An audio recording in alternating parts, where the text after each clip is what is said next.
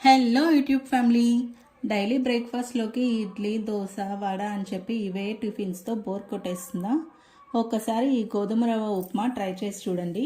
మీ పిల్లలు, హస్బెండ్ అందరూ లొట్టలు వేసుకొని తినేస్తారు, నాది గ్యారంటీ.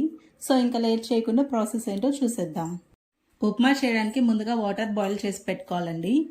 మీరు ఏ కప్తో అయితే రవ్వ తీసుకుంటారో ఆ కప్పుతోనే 2 కప్స్ వాటర్ తీసుకొని ఒక పక్క బాయిల్ చేయండి.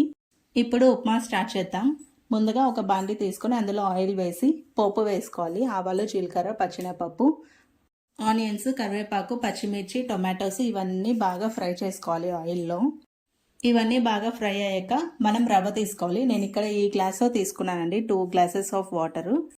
ఇప్పుడు అదే గ్లాస్తో 1 గ్లాస్ రవ్వ తీసుకొని ఈ మిశ్రమంలో వేసి బాగా ఫ్రై చేయాలి. ఇలా ఫ్రై చేస్తున్నప్పుడే రుచికి సరిపడా సాల్ట్ కూడా వేసుకోండి. ఇదంతా ఫ్రై అయ్యాక మంచి స్మెల్ వస్తుంది. ఇప్పుడు మనం ముందుగా బాయిల్ చేసి పెట్టుకున్న వాటర్ ఇందులో వేసి రవ్వని ఉడికించుకోవాలి. మూత పెట్టి ఉడికించుకుంటే ఇంకాస్త ఫాస్ట్గా ఉడుకుతుంది. ఫైనల్గా కొత్తిమీరతో గార్నిష్ చేసుకుంటే గోధుమ రవ్వ ఉప్మా రెడీ. ఉప్మాలోకి కాంబినేషన్గా మేము ఎక్కువ చక్కెరనే ప్రిఫర్ చేస్తాం. టేస్ట్ అయితే చాలా బాగుంది. మీరు కూడా ఒకసారి ట్రై చేసి ఎలా వచ్చిందో కామెంట్ చేయండి. Thank you for watching.